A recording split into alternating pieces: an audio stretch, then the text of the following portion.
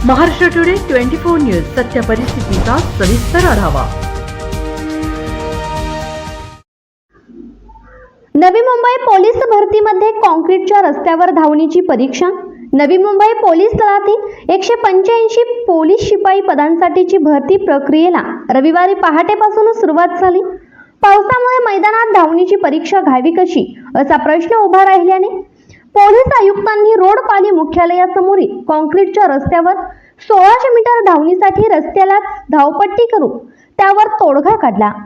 रविवारी पहाटे 5 वाजल्यापासून 350 पोलिसांच्या बंदोबस्तामध्ये पोलीस भरतीला सुरुवात झाली। रोडपाली लिंक रोडवरील काँक्रीटीकरणाच्या रस्त्यावर धावणी होणार असल्याने हा रस्ता वाहनांसाठी बंद करण्यात आला होता। रविवारी पहाटे 4 वाजल्यापासून पोलीस बंदोबस्त रोडपाली मुख्यालयासमोर तैनात करण्यात आला होता।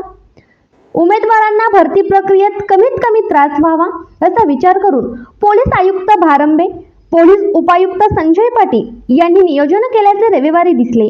पुढील 5 दिवस भरती प्रक्रिया सुरू असल्याने रोडपाली लिंक रोडवरील वाहतूक बंद ठेवण्यात आली आहे। महाराष्ट्र टुडे मराठीसाठी ब्युरो रिपोर्ट विक्रम ढोके, नवी मुंबई। आजच महाराष्ट्र टुडे 24 न्यूजला सबस्क्राईब करा आणि सत्य परिस्थितीचा सविस्तर आढावा पहा।